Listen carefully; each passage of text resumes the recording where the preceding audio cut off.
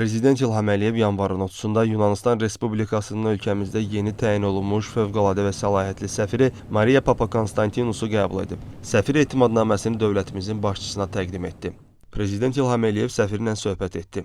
Dövlətimizin başçısı Yunanistanın baş naziri Kyriakos Mitsotakislə COP29 çərçivəsində ölkəmizdə ötən ilin sentyabrında BMT-nin New Yorkdakı mənzil qərargahında, həmçinin digər beynəlxalq tədbirlər çərçivəsində görüşlərini məmnunluqla xatırladı. Həmin görüşlər əsnasında ikitərəfli əlaqələrimizin müxtəlif aspektləri ilə bağlı səmərəli müzakirələrin aparıldığını vurğuladı. Bu dialoqun münasibətlərimizin inkişafı üçün çox önəmli olduğunu dedi. Ölkələrimizin müxtəlif sahələrdə, o cümlədən bugün qlobal təhlükəsizlikdə mühüm amil olan enerji təhlükəsizliyi sahəsində əməkdaşlıq etdiklərini deyən Azərbaycan prezidenti, gələcəkdə biznes nümayəndələri arasında daha çox təmasların olacağına, qarşılıqlı investisiya qoyuluşunun həyata keçiriləcəyinə, tərəfdaşlığımızın inkişaf etdirilməsində hər iki ölkənin səfirlərinin vacib rol oynayacaqlarına ümidvarlığını bildirdi. Dövlətimizin başçısı səfirə fəaliyyətində uğurlar arzuladı. Maria Papakonstantinus ölkəmizə səfir təyin olunmasından şərəf hissi keçirdiyini bildirərək, yaşıl enerji, kənd təsərrüfatı və digər sahələrdə ikitərəfli əlaqələrimizin inkişafı üçün səylərini əsirgəməyəcəyini dedi. Səfir ölkələrimiz arasında birbaşa hava əlaqəsinin olmasının önəminə toxundu. Söhbət zamanı siyasət, iqtisadiyyat, energetika, investisiyalar, nəqliyyat, mədəniyyət, incəsənət, təhsil, turizm